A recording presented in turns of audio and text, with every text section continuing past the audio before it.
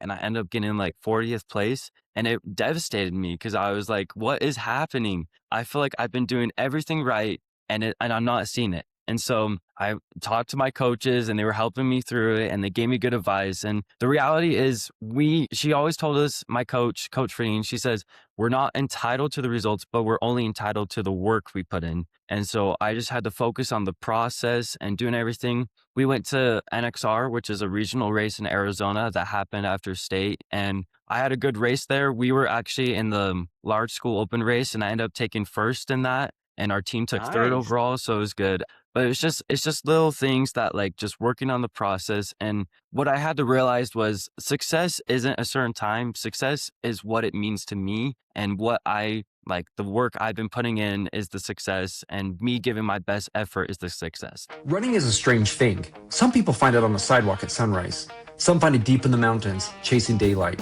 And some of us find it when life feels heavy, and running is the only thing that makes sense. For some, it starts with a 5K. For others, it's a marathon. And for a few, it's 100 miles that changes everything. But somewhere between the first step and the finish line, something happens. Running stops being about pace, or distance, or medals. It becomes about purpose. I'm your host, Ryan Head, and this is Reimagine Running, the podcast dedicated to talking about why we run. Each episode, we'll sit down with runners from every background, trail runners, road runners, beginners, veterans, and talk about their journey. Not just where they've run, but why they run. Because for many of us, running didn't just change our fitness, it helped us find clarity, healing, discipline, hope, and sometimes even ourselves. Whether your why was born on a short loop around the block or somewhere deep inside a long, lonely mile, this podcast is for you. Welcome to Reimagine Running.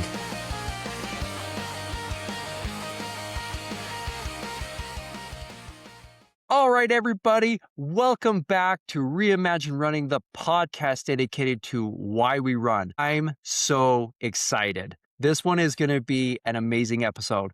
It's a little bit different than the episodes I have done in the past. I know as we've kind of progressed through the start of this season of episodes of the podcast, I just had your typical runners on. I had people that would run ultras. I'd have people who run marathons.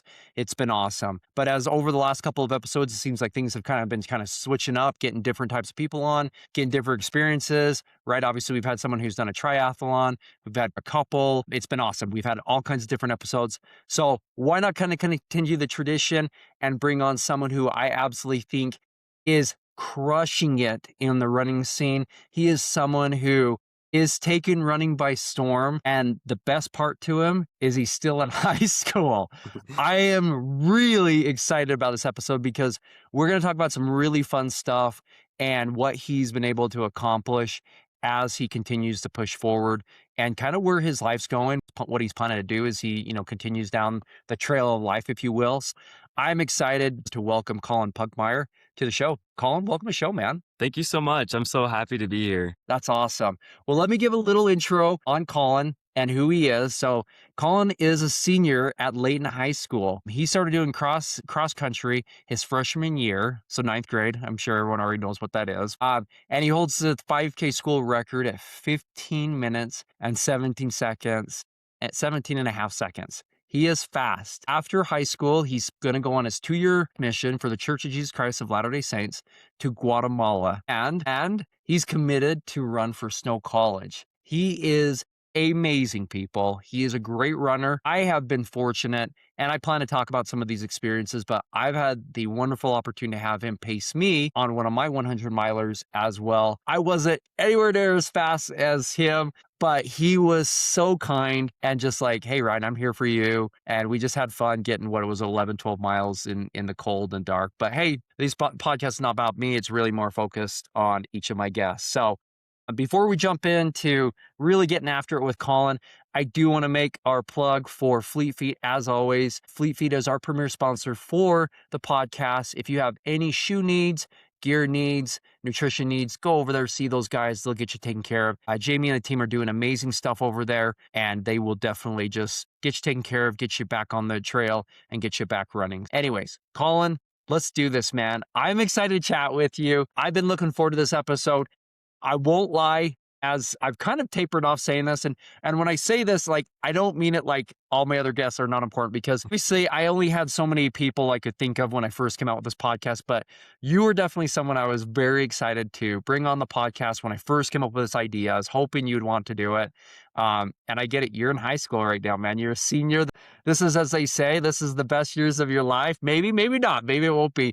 I feel like I'm living the best years of my life right now. Yeah. I liked high school, but it's exciting because, it's been cool to just see your progression. And I know I'm getting ahead of myself. I need to, you know what? Let's hold off before we jump into talking about what I've seen of you, just because it's really, really cool and really exciting. So, just like I do with every guest, and kind of my very first question I'll throw at you is, when did running become what it is for you? And maybe it was in ninth grade when you started running cross country. I feel like you were running before that. I could be wrong. You can correct that. But yeah, when did it become why you love it so much, why you do it so much, why you're willing to go crush yourself for a 15-minute 5K to, pacing some weirdo on his 100-miler out in the middle of a cold night on Antelope Island? Yeah, why do you like, when did this become important to you, man?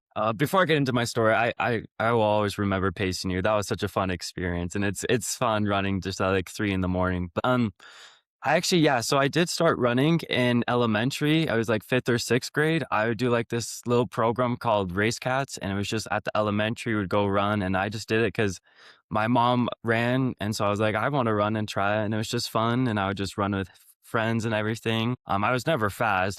We would always do races, and I would always like be towards the last of those races, but I still had fun. Yeah. I want to say like, finding running like my why, I feel like I really actually haven't found it until this year. And so even though I started running cross country my freshman year, and like I would say I probably got dedicated my sophomore year is when I really locked in. I was like, hey, I want to do the training, I want to do the best I can. And that was because I saw the seniors my sophomore year of how hard they were working. And I was like, I want to be like those guys. Those guys are having so much fun and they're just being amazing and they're crushing it. I want to be like that. But yeah, I honestly feel like I really haven't found my why until this senior year, because it's been the hardest year of my life. I like downright, Nice. it's where I've learned the most lessons. And so I That's feel like awesome. this year is where I learned my why. That's awesome. Yeah, I don't want to get to your why yet. That's usually, I like to save people's whys for the end. So we'll get to that, I promise. But that is super, super cool to hear. And I know your family pretty well. And it's cool to hear that your mom played a pretty big impact on you running. And how did that happen? Was she doing like marathons, trail races, just getting out running the roads? Like, what was that influence that you kind of saw that you were like, you know what, I might want to do this as well? Yeah. So my mom has run a few marathons in her past. And so I would always see her just running before she goes to work. And I was like, one day I just wanted to join her, and I did. And I was waking up at 5 a.m. before school to go running with her. And it was amazing just spending time with my favorite mom ever. And so, yeah, Yeah. I just fell in love after that. That's super cool. I think that's one of the things that I love about running, and just the example that so many of us, because we're going to have all kinds of people listening to this episode, and, kind of the audience and whatnot. And I always say to people, like, you have no idea the influence you have on people when you run, right? And it could be your own family. It could be people in the neighborhood. It could be on your street, whatever. There's all these people that see you do it, because it's kind of hard not to see people do it. You're like, oh, there goes so and so again. But anyways, but it's been cool because I've had so many guests on so far that have that same story, kind of like what you said about how their mom or their dad had a huge impact on them, as well as I have people right now that are like, yeah, my kids will go with me and do runs with me. And I'm like, dude, that's perfect. I mean, I've been fortunate enough to have my daughters come with me a couple of times, and I don't know if they like running at all. I think they're like, man, running has been like so many times ruined our vacation. No, I don't know if ruined our vacations is the right word, but it's played an impact on our vacations. Let me put it that way. And, kind of is like, well, there's certain days of the year and certain parts of the year that I just like. Right now it's May and September. Those are the two times of the year I'm like, I cannot do any vacations. I can't be away, because Ogden Marathon is in October, is in May, and then, Wasatch and Bear are September. Anyway, so those are my months that there's can't really do a whole lot. That's awesome. Well, cool. Well, take us to track and cross country. So when you do cross country, and correct me if I'm wrong on this, for men's, it's a 5K, right? Is that the distance that you guys do in cross country? So yeah, it's usually actually 3 miles, but races like state and then nationals, it's a 5K. Okay, cool. Okay, so pretty close there. So walk us through if you remember. I'm curious, what was like your first 5K like? What was one of your like first races that you ever did?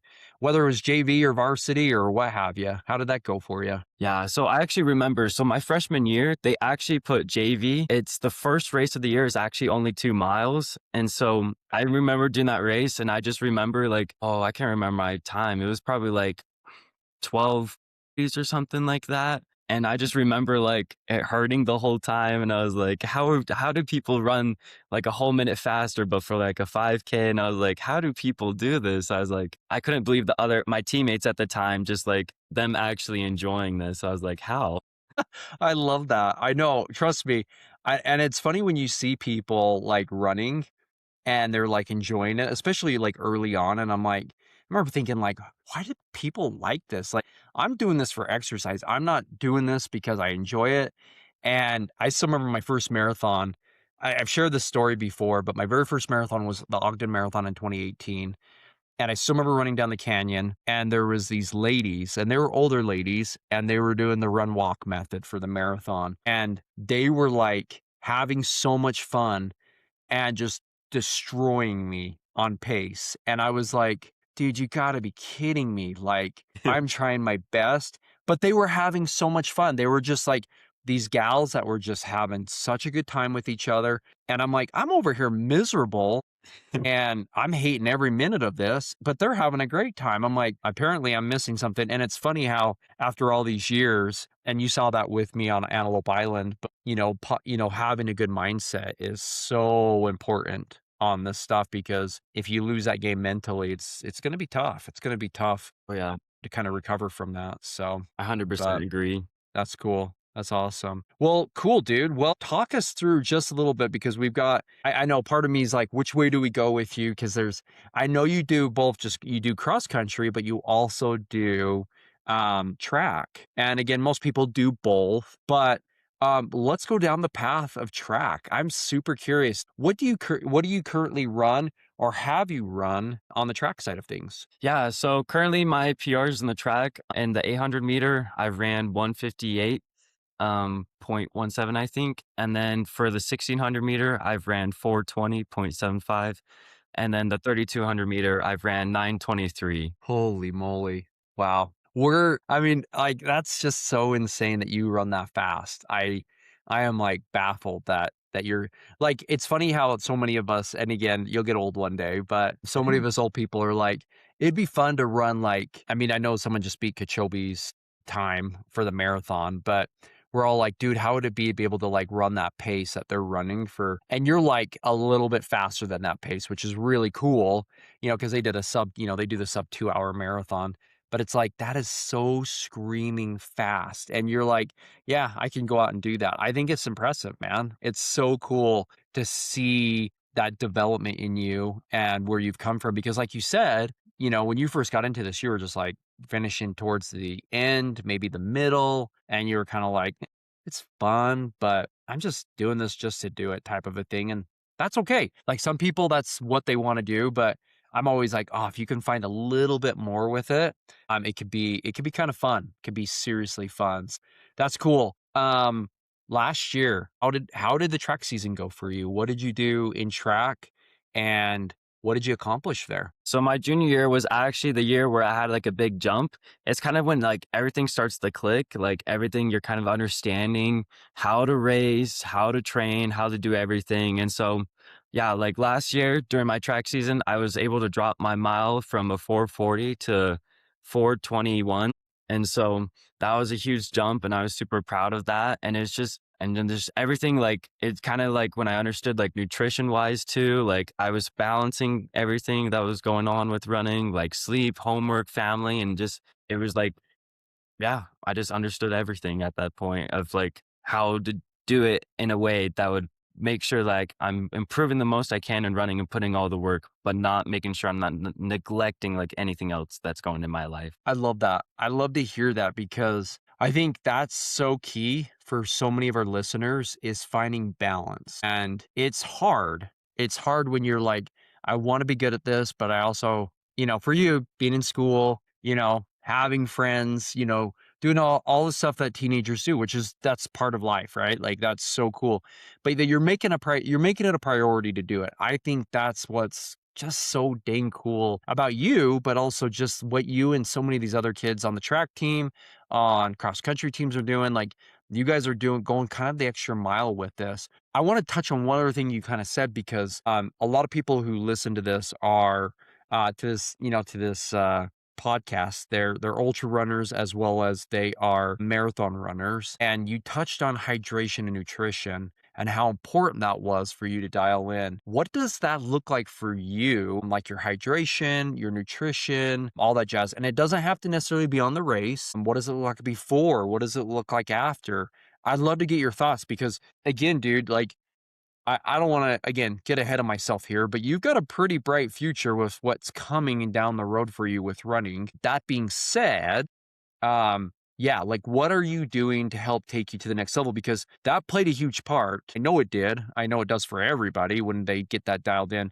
But how, like, what does that look like for you? Yeah, I totally believe in nutrition and hydration. It's so important with running because you're putting so much of an impact on your body that you got to be able to make sure your body's getting the rest and recovery it needs and to repair. And so you need to be eating enough. So I would honestly say the first thing with running is always like eating enough because we're like, for me, I'm running 60-mile weeks. Some days I'll run 8 miles and then run 4 miles. And so that's a ton of like calories. And I'm sure you get it with ultra running and everything. I mean, for us, we don't eat anything mid race because our races are way too short for that. And so it just slows us down. But like, I know pre-race day, like the day before, we always have like a pasta party where we just eat so much pasta and just have fun together and kind of relax before the race. And then day of, I like really just focus on just getting a bunch of carbs and simple carbs that are not going to like upset my stomach.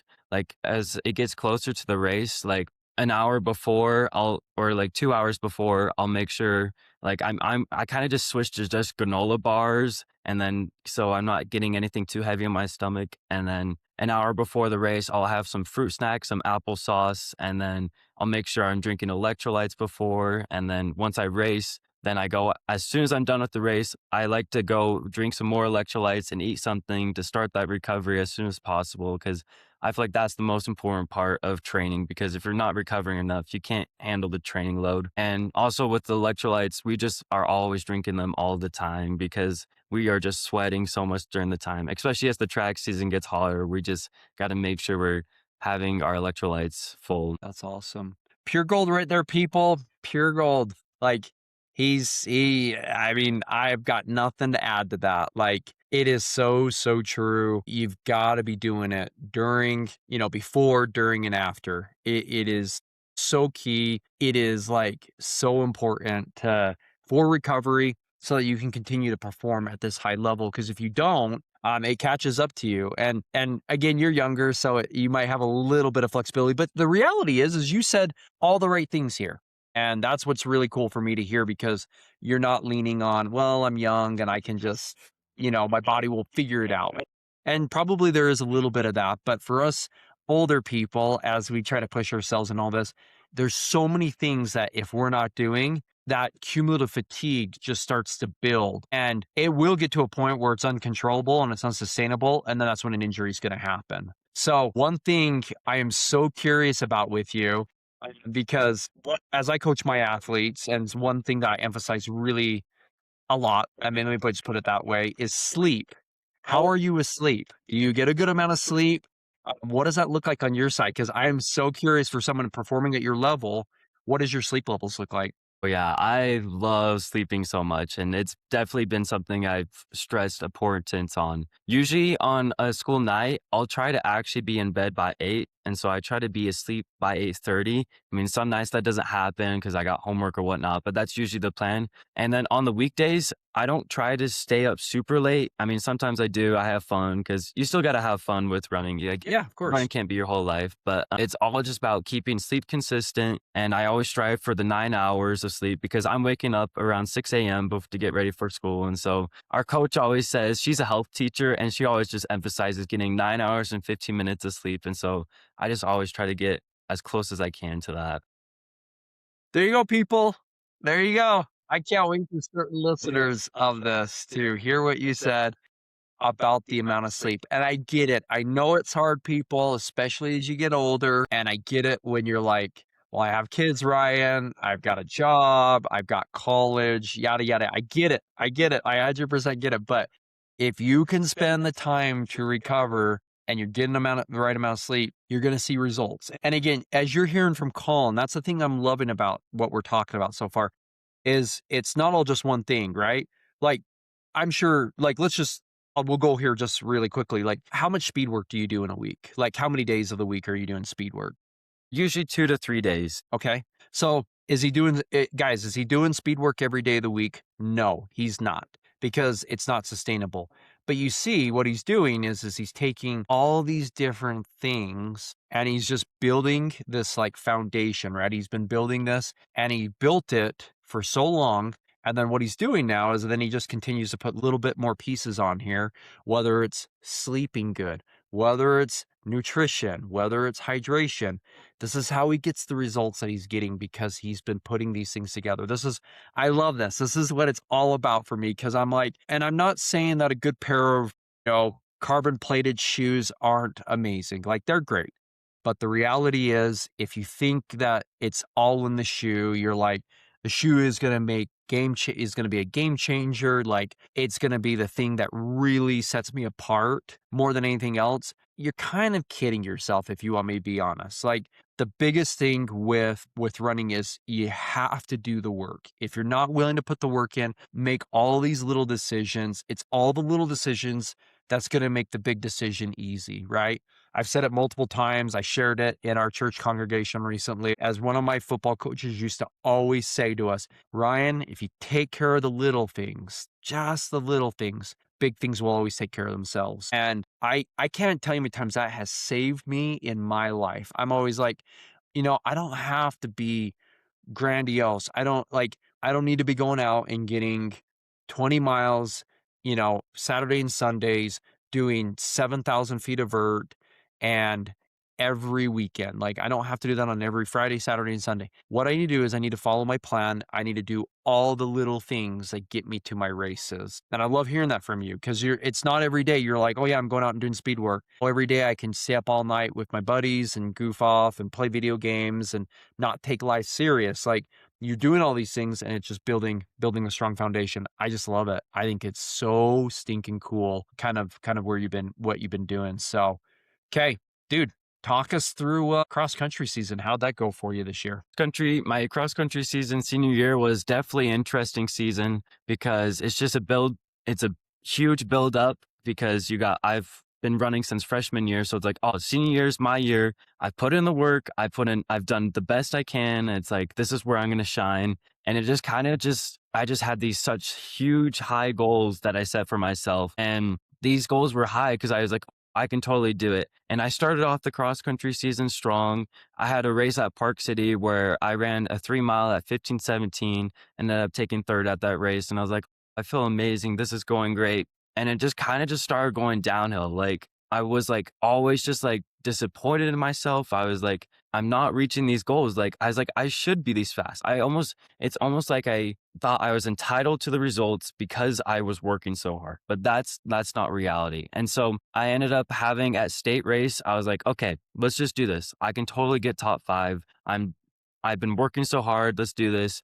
And I ended up having one of the worst races of my season of my whole life in running. And I ended up getting like 40th place. And it devastated me because I was like, what is happening? I feel like I've been doing everything right and I'm not seeing it. And so I talked to my coaches and they were helping me through it and they gave me good advice. And the reality is she always told us, my coach, Coach Freen, she says, we're not entitled to the results, but we're only entitled to the work we put in. And so I just had to focus on the process and doing everything. We went to NXR, which is a regional race in Arizona that happened after state. And I had a good race there. We were actually in the large school open race, and I ended up taking first in that. And our team took third Nice. overall. So it was good. I mean, but it's just little things that like just working on the process. And what I had to realize was success isn't a certain time. Success is what it means to me, and what I like, the work I've been putting in is the success, and me giving my best effort is the success. Like if I set like a huge goal where I'm like, I'm going to run sub 15 in the 5K. And if I don't reach that, I'm not going to be happy and like everything. But no, that's not the way that it works, because running isn't a linear progression. It's totally, it has so many ups and downs. And so it's just like, that was something I really learned this year during my cross season. And just, it didn't go the way I wanted, but that's okay, because I still learned a ton of lessons during it, and I'm still learning, and I'm just still just focusing on the work and just trying to get it done. That's awesome, dude. Wow. Ladies and gentlemen, there you go. That's like, he said it better than I could. Like, I can't even put that into words. Like, well done. Like, dude, I think that's perfect. Like, you said it so good. Like, I think so many times, so many of us, we get so locked into this sport, and it's an amazing sport where none of us are going to say we don't love it, especially if you're listening to this. Most likely you love this sport. That's why you're here. You're hearing all these crazy stories and people's whys. But keeping your success based on results can be problematic, right? Like it can go down a very dark path, because you can be like, I know I worked really hard and I'm not seeing it. And I just love that you're like, listen, I'm going to keep working, and I got to make sure I know what it means to me. So I love that, dude. I love that you say that. Okay, I'm going to shift gears really quickly, mostly because one, I forgot to bring this up when we started, but two, it'll add kind of a little bit of a difference into this episode, because I think it'll be fun. It'll just change things up. Again, this is just a labor of love. Um, Usually I've been starting off every one of my episodes by asking the guest to tell me something non-running related. And I didn't tell you this, and I know you've already listened to a couple of episodes, so you knew. Um, that been doing this with people, so you probably are like, okay, what's Ryan? I'm coming prepared for this. But it's been fun to kind of tease a few people with it, and they're like, I don't know what to say to this. Tell me something about you that's non-running related that you love, right? That you like to do, whatever it may be. I don't even care. It could be anything out there, but it just can't be anything running related. What do you love to do outside of running? I actually really love doing photography and videography. I love making videos, and like my favorite thing probably right now is making like cinematic videos of like the trips I take. I took one in spring break over with my best friend Davis, and I just took some videos, and it's so fun. I just love doing it all the time. And just, I love just making a video so I can just remember it later, and just like, I remember that trip. Like that trip was so, That's cool. When did that become, and when did that important to you? oh, I was like, I got like my first camera when I was like, I want to say a sophomore.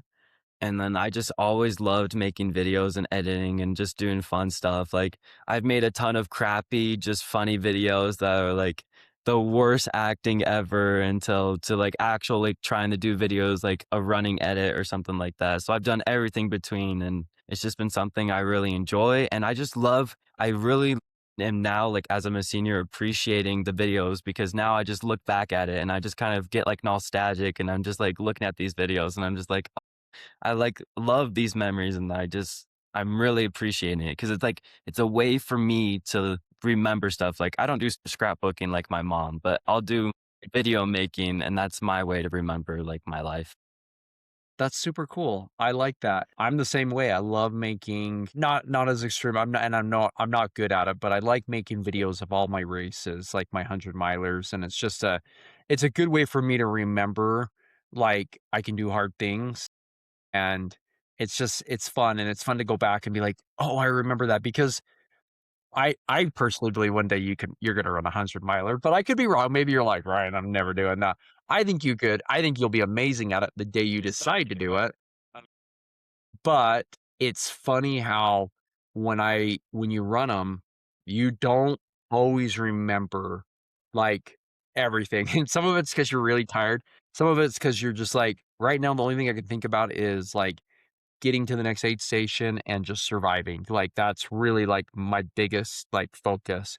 And so it's cool when like, Nate Allred or Jenny Westwood, or Jenny Small, sorry, she's married now, or Cody Vabel, they'll show me these videos, and they'll send them to me after a race, and I'm just like, this is so stinking cool. Like I remember Joe on Antelope, she took a really cool picture of me that I still love to this day. It's like one of my favorite ultra, and I put it in all my videos and all that jazz. So anyways, it's just so cool. It's like so I get where you're coming from. It's fun to look back on those memories and be like, that is awesome. Tell us if you don't feel comfortable sharing this, we could delete this out, but share something that's like, share a video you made that you're like, dude, it's like borderline, like embarrassing to show or tell people about. Oh my gosh, I know the exact one.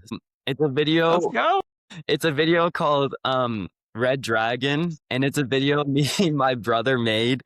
Basically, the story is like I was like dressed up as some guy, I had a hat on, I had a cape, and I come to Jake and I'm like, I'm here to collect. And then he's like, collect what? More Pokemon cards? And it's like, no, I'm here to collect your soul.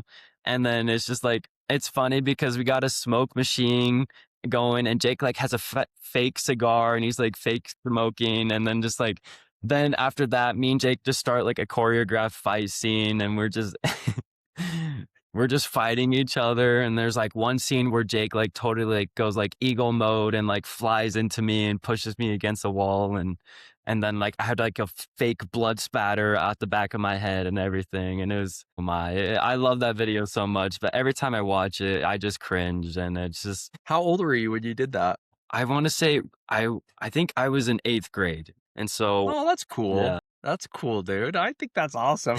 No, I get it, man. I get it. It's really cool. Just for context for people. So Colin has a twin, obviously same age, like duh, Ryan. We understand what a twin is. And his name is Jake. And Jake is a phenomenal athlete as well. And he's doing some special stuff as well.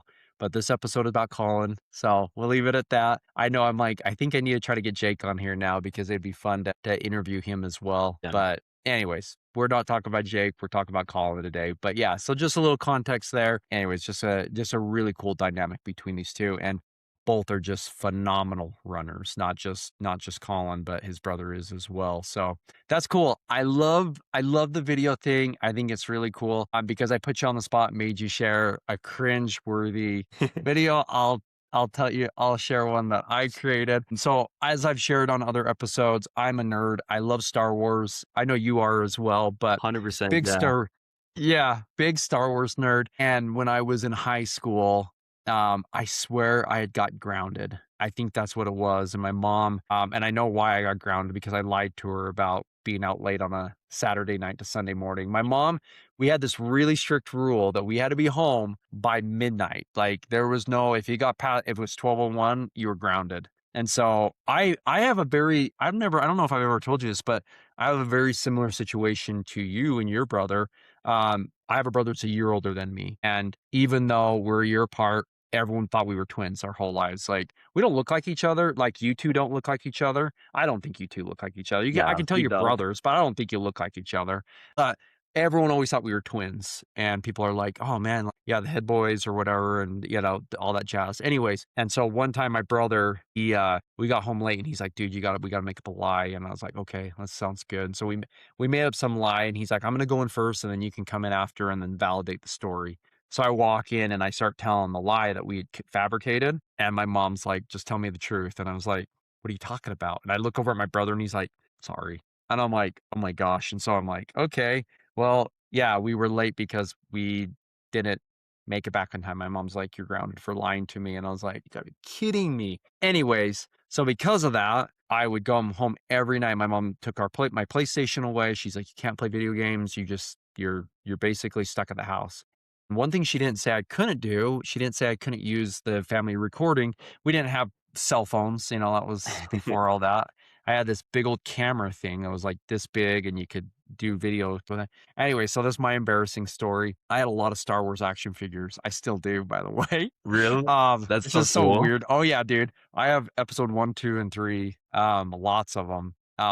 And so they're kind of nostalgic now. But anyways, so I had all these, and I would make videos with them. That's so weird, dude. That's sick. And No, so was it like the stop motion stuff? yeah, it was like the stop motion, and I'm like, like I'd be like barely moving them a little bit, and then like battling, and then like you couldn't get it to battle too well, so then I would just like hold their feet at the bottom, like this, but like you barely could. I was just like moving a little bit, and it is so cringeworthy. And all my brothers, so I have 4 brothers. I have a little brother, and then 3 older brothers. My one brother older than me is, he's one of my older brothers, the one that's a year older than me. They love to tease me about this video. They've all found it. They've all watched it. They love to give me grief. And I'm just like, I'm proud of it. I'm like, whatever. It is kind of cringe, like you said. It's cringeworthy, but I don't even care. So I'm like, I'll have to see it's this who I am. video. I need to see this video if you still have it. I know.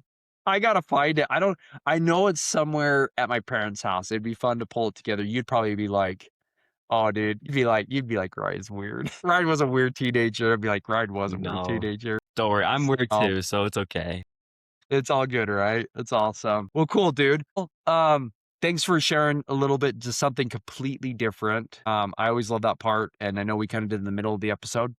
Makes it kind of fun, makes it a little bit different. So, cool. Well, let's keep moving forward here. Kind of my next question I have for you is, so right now you're in track season, right? Yes. Well, how is that going for you? Obviously, you kind of had a little bit of, some trial and error. Um, the start of the season, you had some pretty high expectations. Maybe it wasn't exactly what you wanted, but then you've kind of rebounded a little bit. How so far? I mean, obviously, I know we're not through. We're almost through school, but it's May 8th, and you're getting towards the end of the season. But how's it been going so far for you this year? If I'm going to be totally honest, it's been super rough. Like, this has been the hardest season of my life, and running wise and just everything else that's happening in my life has just been super difficult. But like right now, like I told you, like junior year, I ran 4:21. My PR on the mile is 4:20 now. So I've only gone up a second. And so, I mean, originally I thought that was like horrible because it's like I'm not seeing any progress. But now that I'm like reflecting on it, I've actually learned a lot more than I have any other season. Even though my times don't reflect that, I still like I'm learning a ton. I mean, honestly, I remember there was one race in Farmington and I was running the 32, and this whole meet was going weird because it was like they were having timing problems because like the internet in the school went down or something like that. And so I was supposed to race the 32 around 8 p.m. and then I didn't race it until like closer to like 10. And so everyone was just super tired and everything. And that ended up being like one of the worst races of my life because I was trying to get the state qual and I ran the race and then I ran like state qual for 6A. Is 9:21, and then I ended up running like 9:44 or something like that. And then I just remember after that race just bawling and I was crying. It was the first time in my whole running season where it's like, I just want to quit. I don't want to do this anymore. But I'm so grateful that I had some coaches around me that were there for me to help motivate me and tell me what exactly I needed to hear. And they told me that the outcome of a race, the time doesn't matter. That doesn't reflect who I am as a person. And so I was so grateful for them to be there with me during that moment and help me learn that lesson because it sucks because I love this running thing so much. And then I just ended up just hating it. And I just wasn't finding joy in it. And like I would have a bad race and I would be grumpy for like 4 to 5 days after it, when in reality, I should be grumpy for like 20 minutes and then move on because like running doesn't define me who I am. And so it's been a wild season. We actually just finished our region race and Layton actually ended up winning that. And so we're reaching championships. Nice. And so, but then, Congratulations, yeah, man. thank you so much. Yeah. And we have such a good track team and so many good coaches. But yeah, and so far we just have state next week on May 14th and May 15th. And then we'll have nationals, Nike Outdoor Nationals in Eugene, Oregon on June 17th to June 20th. So those are the only races we have left so far. Oh, wow. And that's like right there for you, right before you got to leave on your LDS mission. Wow. That's crazy. One last hurrah, if you will. So that's cool, dude. Well, man, just amazing. That's like you said, I think, well, okay, let me rewind a little bit because I want to touch on is your coach right now. I love that your coaches, what they're telling you. I think that is so important that your results don't necessarily reflect what the effort you're putting in.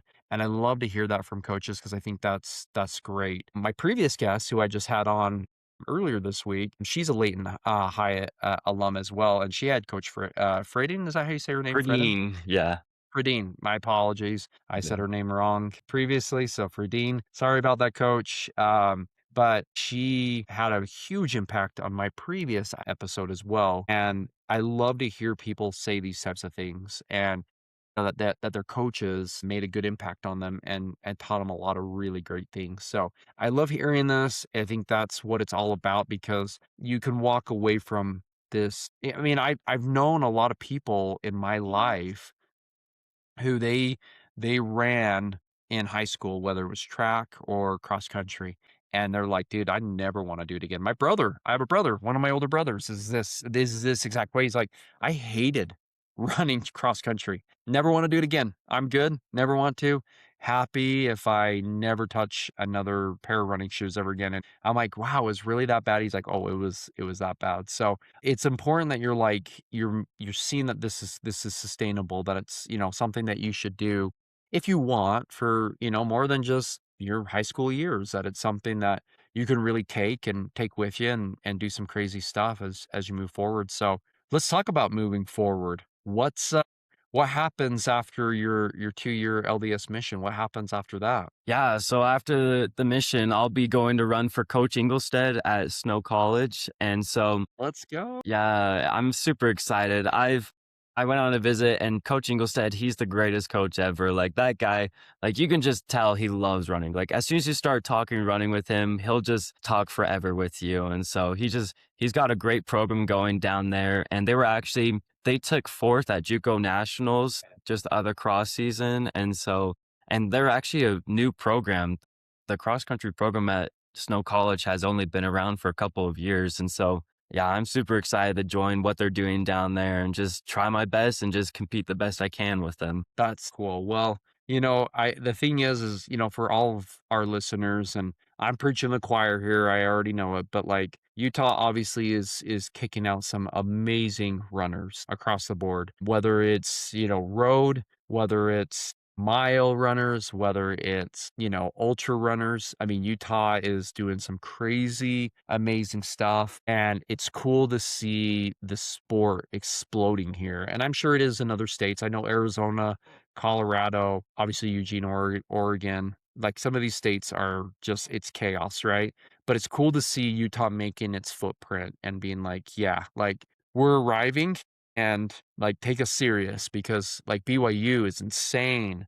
Their program is like just unstoppable when it comes Yeah. to cross country and track. And obviously, we know a lot of the names that have come through there, but you just see these guys that are just doing just some really cool things. And, anyways, I think, in a lot of ways, I think for a lot of times we were kind of like the underappreciated or underdogs, but I don't think that's the case anymore. I think the secret's out from everybody I talk to, and everyone's like, "Oh yeah, we see what's happening in Utah. We know that they've figured something out." So it's cool because I kind of feel like you're in that. I mean, yes, you're a teenager still, and yes, you're 17, 18, whatever old you are, and you're like, I'm still trying to figure out stuff and what have you. But I think if you continue to push and you just listen to coaches and you have good coaches and that are willing to just help you continue to move forward, some of these things can happen for you. And I just think I think that's your future because you're obviously dedicated, you want to do great things with it, and you're having a lot of fun in, the running arena. So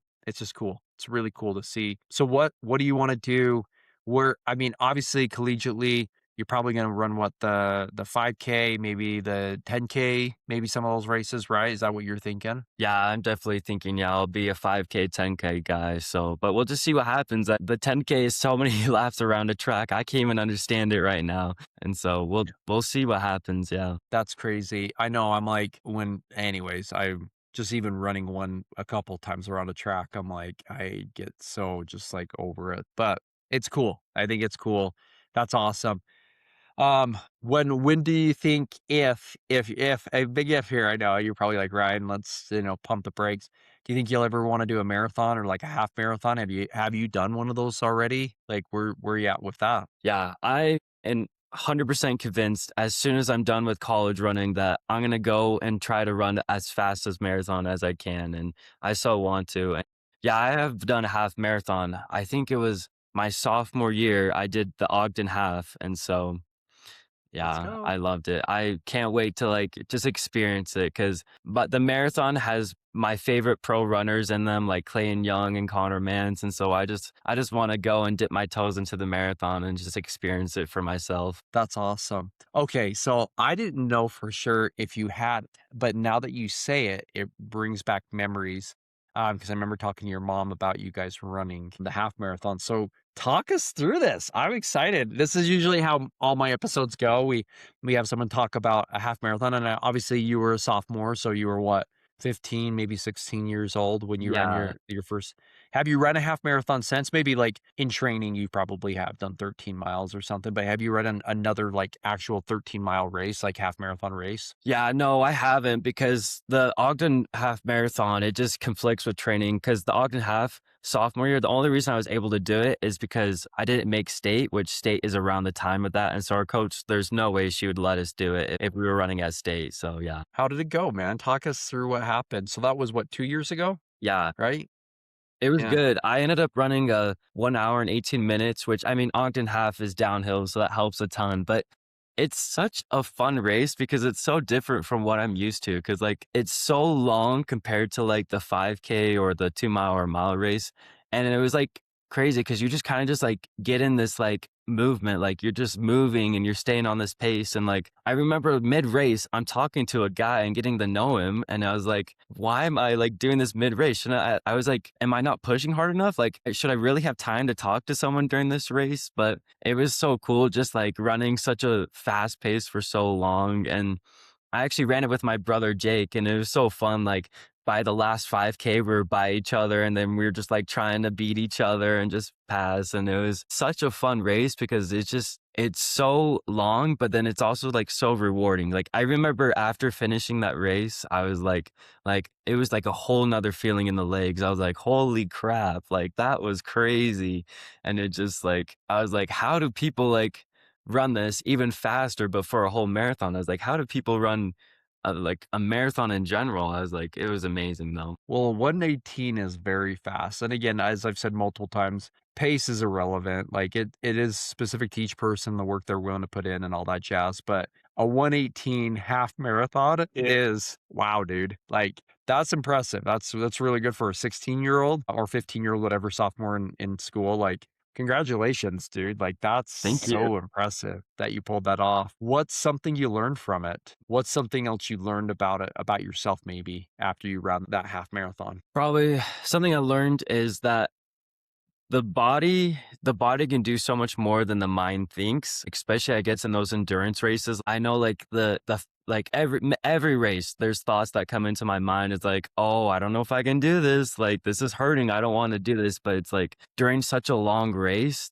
it's like those thoughts are coming in and you just got to be able to like flip them around and be like, I can do this, do the self-talk, which I don't understand how you do it during 100 miles. Cause I feel like I would like after 20 miles, I'd be like, this sucks. And so I don't know how you stay positive at all. As like when I was pacing you for the antelope, I was like, dude, how is this guy still positive after like 70 miles? I was like, I would be like so grumpy and I would be like, shut up kind of thing. So I just, yeah. Yeah. Well, it's funny. I was actually talking to someone this afternoon about it, that exact same thing. And they're like, dude, you are the most positive person that you ever meet on a 100 miler. And I'm like, it's like, it's outside of not needing to sleep. I would say it's my other secret weapon that I have is I'm just so positive. And I've told myself, like, you have to stay that way because if I get grumpy, then I lose the race. And funny enough, me and Nate Allred, in 2023 when I was trying to do the 100 miler out there for my first time and he was doing the 50 miler, we got really negative, like so bad negative. I've never been like on any race in my whole life. I've never been so like bad mouthing people, like angry at the world, just like the worst of the worst. And I was like, no wonder I quit because I was in such a dark spot. But ever since then, I've always told myself, be grateful, kind of a lot like what you've been talking about, but I'm like, I get to do this. I'm choosing to be out here. Like if I don't want to do it, I don't have to. No one's forcing me to run these 100 milers. No one's saying, Ryan, you have to do it. We want you to, to spend the time doing it. No one's telling me I have to. And so it's just been kind of fun to be like, okay, like if I want this and I'm the one that's committed, I'm the one that's going to put the work in, and whatever the results are the results. And I'm going to be grateful for that. So anyways, that's kind of you. I appreciate your kind words. I try to be super positive. I had so much fun when you paced me, dude. Like I really did. And it's been funny because I've always been like, I've wanted to have you help me at Wasatch, but I know that that's always kind of tricky with cross country season. I know I've pinged your mom about it before, and she's Yeah. like, it might not work out or what have you. And that's totally fine. I get it. You got life, you got to do your other things. But I'm like, man, one day I want you to help me at Wasatch. I mean, it's not like you're running a 4 minute pace, right? Like you do for a mile. It's like, it's pretty bad. I don't even want to say how fast I'm doing those. It's, it's like on a good day, it's like, or on a downhill section, maybe later in the race, it's like 13-minute pace. But if it's climbing, it's not good. So, but hey, I survive. I get through For it. sure, So, yeah. I would love to, but yeah. It gets to the point during those 100-mile races, like, I always question, like, what do I talk to, like, you about? Like, what do I say? Like, I don't wanna say anything that, like, doesn't help you, and so it's like, that's what I always get worried about. But yeah, I would well, totally help you during Wasatch. it would be so fun to have you. And I know it was fun just being with you out there. And we went around Buffalo Point on Antelope. And I remember it was so dark, dude. And I remember I remember me and you just going around that. And I remember one of my biggest fears. I don't think and you can tell your mom now, it's probably bad, and your dad, but one of my biggest fears was I'm like, I really hope I don't run into like a herd of buffalo with him because I don't know how this will go. And I'm like, I don't want to put him in a dangerous situation, type of thing. Like all my friends who are adults, like that's on them. If they get themselves in that situation with me, they're probably gonna shoot me for saying that, but that's on them. But I'm like, oh, you're a minor. I shouldn't be putting you in this situation. Yeah. But I'm like, okay, we'll just find out. Which is funny because after you left me there at White Rock, and you were done for the race facing me, when I took me and Sean, we left and we went up again up to as we were heading towards Elephant Head, and when we were probably like 2 miles away from Elephant Head, we actually came across a herd of buffalo. Wow. But they were asleep, luckily, because it was still dark and they were asleep. But it was funny because as we were walking through on the trail, and it's like one of the most like well-known trails out there, he's just like, hey, I don't want to freak you out. And I was like, what? And he's like, we're in a herd of buffalo right now. And immediately, like, I just like turn around, like looking both ways with my headlamp, and you could just see their green eyes looking back at us. And I was like, holy crap. I was like, "My gosh," but luckily they were tired, they were sleepy, they weren't gonna do anything, which, again, I would never be that close to buffalo in the first place. That's scary. It's not wise by any means, but what can you do? So, I survived, got through it, so That's good. that's I'm so that's glad. yeah. Well, that's cool, dude. Well, honestly, man, this has been so cool. I want to end the last question I want to throw at you. And I know you've been alluding to it, which is just amazing. I know I get your why now a lot just from what you're saying, but maybe for our listeners, tell us what that is. Why do you do this to yourself? Why are you pushing yourself so hard to get, 420 pace, and again, even just getting a second this year? Like, why do you do this to yourself? Why do you go to bed when you could be a teenager out partying and having fun? You're going to bed, you're getting 9:15, sorry, 9 hours and 15 minutes. I know in other aspects of your life, you're a good kid. You are, a God-fearing person. You're trying to do the right things. You're an example to so many kids in this area. You're kind. You're someone that a lot of people look up to. You don't know this, but a lot of people do, and they think very, very highly of you. So much so that they just are like, I want to be like Colin when I grow up, type of a thing. And it's so cool to hear this because I'm like, he is a great kid. Like he's doing some great stuff. And I shouldn't call you kid anymore because you're basically there now as an adult. But it's been fun to see you grow up because I've been here basically the whole time watching you grow up. I remember when you were very little, and now to see you as an adult and all this other stuff. But why do you do this, man? Why don't you just go be a dumb teenager like I was and do stupid stuff and get yourself in trouble, and you're like having to go talk to your bishop and get crap fixed and all that. And again, maybe, and I'm not saying that you do or you don't. That's not what I'm trying to say, but why are you the way you are, man? Why do you do this running stuff? Why are you just the kind person you are? Well, thank you so much first, by the way. But I mean, why I run is because I just love how it's a process, and it's a process that teaches you to improve and be disciplined every single day of your life. And I just think that applies to the rest of our lives and to eternity, because it's just running is so much more than what it is. And it's so much more to me than it ever was before, because it has helped me throughout my whole life. Running to me is everything. It's like it has taught me everything. It's my reason why. It's helped me through everything. And so that's just why I continue to do it, because it got me my such amazing friends that I have. I could talk about them forever because they're just the greatest thing in the world to me. And I just love them so much. And just everything that I have is because of running, and it has gone me there because of it. That's why I always will be a runner. I will always do it as long as I can. I will run until I can't run anymore. And maybe that'll be when I'm 80 or 90. Hopefully I'm still running by then, because I just love it so much. And it's just, I know it's not going to be easy, but I will always be a runner. And yeah, just my why is because I love how it makes me better every single day. That's so cool, dude. And I echo the exact same thing as you. You know, me being 40 years old, coming up on it very soon. I echoed the exact same words that you say. It is something that makes me a better person. When I first got into it, it was why did I do it? When I first got into it, I liked the way it made me feel, I guess. Like I was kind of like, oh, I like this adrenaline rush. And then I was like, oh, it's for losing weight and trying to be healthy and yada, yada, yada. Now I'm like, it is so deep. Like, why do this? It's like you said, I have this amazing community of runners that I have developed in Ogden and with the new running clubs and like with the marathons and with Wasatch and with Bear and all these races. And you know, you get to help other people achieve their goals and see them achieve their goals. And then, you know, you take this, like you said, and you apply it to other aspects of your life, whether that's like school, whether that's like relationships, whether that's whatever. And you're like, I need to continually be working at this and trying to be a better person and keep hammering away at it. And sometimes, like you said earlier with your races, maybe you don't see big increases, but you know that if you just stay consistent with it, eventually it's going to start adding. And that's what's cool about it. That's what I love about running. And it's always been like that for me. It's always like, yeah, every race has always helped me be prepared for another. And, you know, people always say like, how can you wake up every Saturday and do like a 20-mile run or do a marathon and it doesn't mess with you? And I'm like, it was built by every mile and out. It was never just given. Everything was always earned. And again, it's back to I eat the right things. I sleep. I'm doing my strength training. I'm, you know, trying to stay focused mentally, like all these things. And if you put all these pieces together, crazy what gets built. That's awesome. Thank you for sharing that. I think that's an awesome why. And not going to lie to you.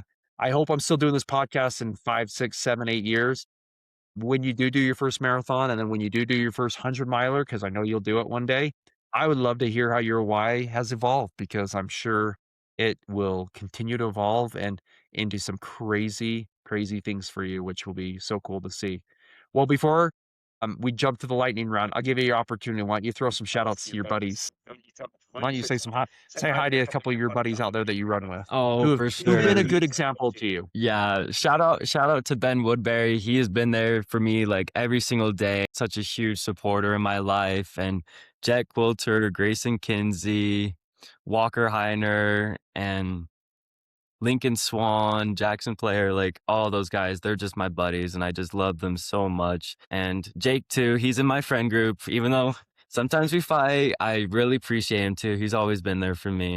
And Davis Nelson, he's been awesome. Just I could not do running and I would not do running without them because they make it fun and they make it enjoyable. And yeah, they just have helped me so much. That's cool. That's cool. I want to give you an opportunity because I know they've played a huge part in your running journey. I think you may have forgot maybe one or two other people. I'll let you say, but maybe your mom and your dad. Oh, yes. You're right. I should know that 100%. Like my mom and dad, they've given me and Jake everything with running. They've given everything. They've been getting us the right food, making sure we're eating healthy, and they've been helping us with everything. And it just, yeah, they're day one supporters. I should have said that before, my friends, because they deserve it because they've done so much. But yeah, I could not be a runner without them. Yeah. Well, Adrian and Ben are great people. And I've known them for a very long time now, even when I was in my early 20s. And, we were all new to this neighborhood. And now we're not the young bucks anymore, but that's okay. So they're great. They are great people. So no, I'm glad you gave them a little bit of a shout out. So they deserve it. But so do you, man. You are an inspiration to so many. And I mean that. I don't go around telling many people. I haven't done that on every podcast. I don't plan to. When I mean it, I mean it. I say it because I mean it. You're setting an example for so many people in this neighborhood, maybe in the high school. I'm sure in the high school as well. People look up to you. And I know it's not always easy. I know at times you're just like, I don't want to do this. Like, I don't want to be this person anymore. But sometimes you do it because other people need it. And that's why you do it sometimes. Heaven knows I've experienced that myself. So anyways, keep after it, man. You're doing some great stuff. You really are. Thank you So so much. yeah. Awesome. Okay. Let's jump to the lightning round. Have you heard about the lightning round? I Maybe you actually have, maybe you haven't. haven't. So Okay, let's do the lightning round. So, what it is, I'm going to throw a couple of questions at you pretty quickly. I mean, you can take your time to answer. You can answer it really quickly, or you can answer it with kind of an explanation. It's kind of always up in the air with what people decide to do. You can do it either way. I'm not too picky about it. So, feel free to answer quickly or to make it a longer drawn out question. So, here we okay. go. Favorite race distance? Race distance, I'll have to say right now, it's definitely the mile. Nice. Nice. There you go. Amy Bullwinkle. We got someone else for you with the mile. I had Amy on the podcast a few weeks ago. She's one of our neighbors as well. And she ran the mile as well. And it used to be my favorite race distance too, until I found the marathon and half marathon and 100 miler. Yeah, all that's changed now. But back in the day when I ran the mile, I was nowhere near as fast as Colin. I was a 5:04 guy. That was my favorite distance, and I loved it. I love pushing myself on that. So cool. Love it. The mile. Love it. Road or trails? Oh, I love trails so much. If I can get into trails every single day, I would. I love them so much. There we go. There we go. Hey, all of our road runners that listen to this, there you go. This is someone who is amazing on roads, on tracks, and he loves the trail. So come on, guys. All of you who are so resistant to it. Come Yeah, come get in on the over. trails. It's good for you. It's good to stay healthy. Yeah, I know. I always know. Is it the Wasatch Trail series? Is that what you do, or you've done in the Yeah, past? the Wasatch Yeah. Trail How did that Series. go? How was that?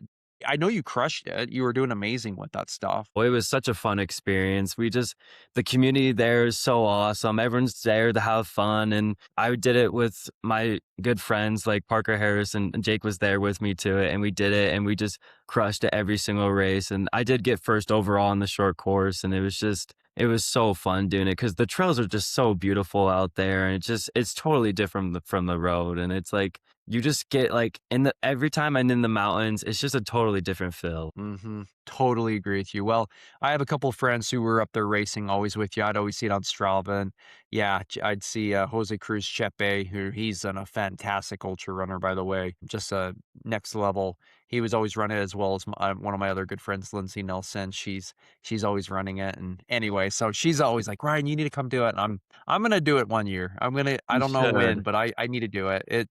They're doing some cool stuff and I think it'd be fun. It'd be fun to do. So anyways, okay. Next lightning round question. Sorry, got a little sidetracked there. That was on me. Morning or evening runs?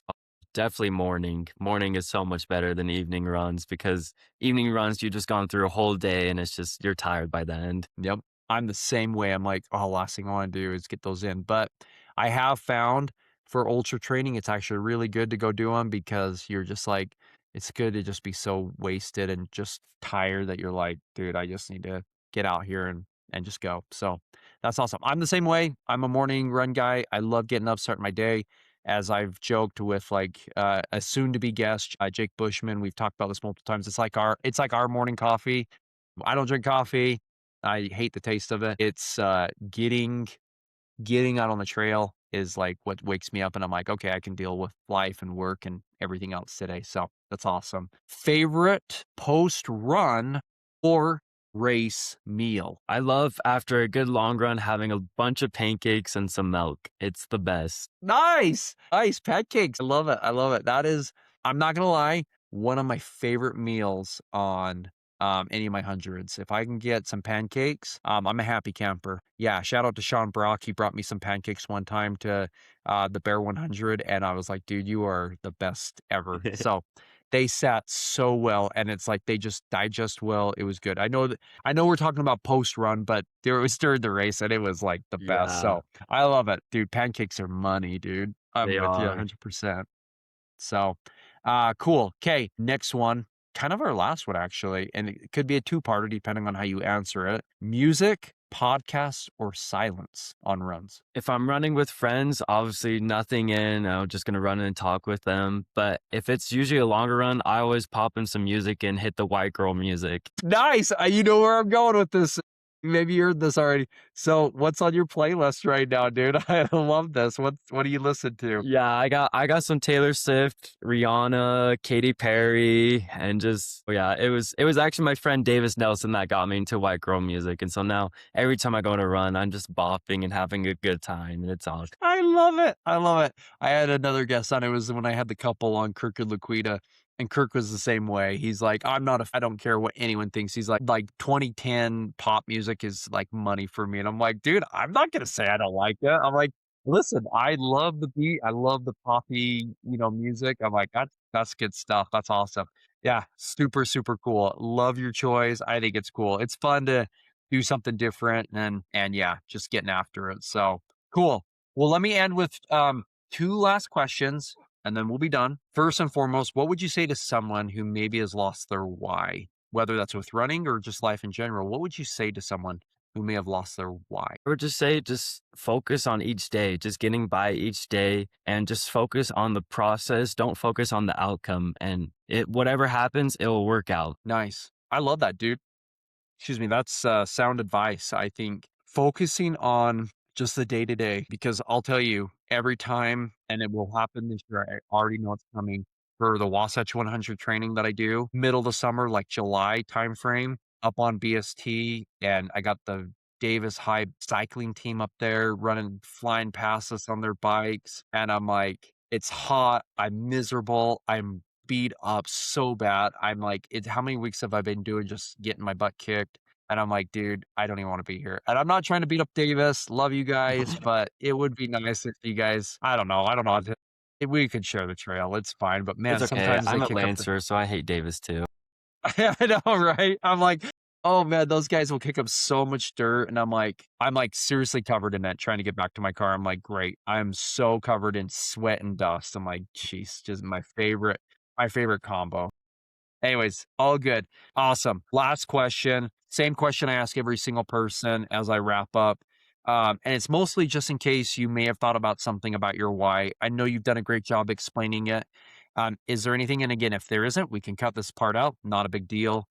Anything else about your why? Maybe as you've been sitting here thinking, as I've been talking, or you've been thinking about stuff, anything else about your why that you're like, "Oh, I really wanna share that. That was something else I really wanted to say about, why I do all this stuff, why it's important to me." Was there anything else that you had? And maybe you did, maybe there isn't. Maybe you're like, "Ryan, I covered it all and we're good," because yours was really good. But yeah, anything else maybe that we might have missed on that? I definitely just want to emphasize just the community and like friends and people that help you get to my why. Like just having people supporting you and be there and just friends you can rely on are so important. And I just like my why has become of such great examples to me. Like Stoker Thornley, he was a senior. He's now on his mission right now, but he was such a huge example to me and he helped me find that why. And so it just helps to find people who think similar to you and do the same things and will keep you on the right track. And so I feel like that helps me a lot with my why. It's just having people around me that also have the same why. I love that, dude. I love it. And I feel the exact same way with my good friends. I'll throw out a couple shout outs now. And I hope I don't miss anybody or, everybody, but, whether it's Tim Cotterill, whether it's Eric Sutterfield, Jacob Bateman, Jacob Bushman too, because he helped me get this podcast going. There are just so many people, my brother Kyle, Nate Allred, there's been so many of these people that have just been instrumental in helping me become who I am. And they probably are like, dude, you became you by yourself. And I'm like, not quite, not necessarily. Jamie McDonald at Fleet Feet, she probably played the biggest role out of anybody. And she just own, she just leads a store and a franchise and all that other jazz. A local, I want to reiterate that, a local franchise, because for some reason there's a common misconception that Fleet Feet is a huge corporation and she has to manage her stores like a local stores. Anyways, yeah. So fun stuff there. Anyways, all that being said, dude, I love it, man. I love that that community is so important to you, and it is to me as well. It is a game changer. So awesome. Well, I don't think you need any more followers. I saw what happened on your Instagram. You are like a star now, by the way. I was like, holy cow, what Yeah, did he do? it's Guess it crazy. pays to be young and good looking. I'm old and not good looking. But anyways, if people want to follow your journey, if people want to follow you on Strava, all that jazz, are you okay with them following you? Probably just on Instagram, probably not on Strava, but yeah, Instagram, that's okay. Cool. Awesome. And then is it just Colin Pugmire, or what is Yeah, your I handle think there? it's just, yeah, Colin Pugmire, like, you'll Awesome. find it. Cool.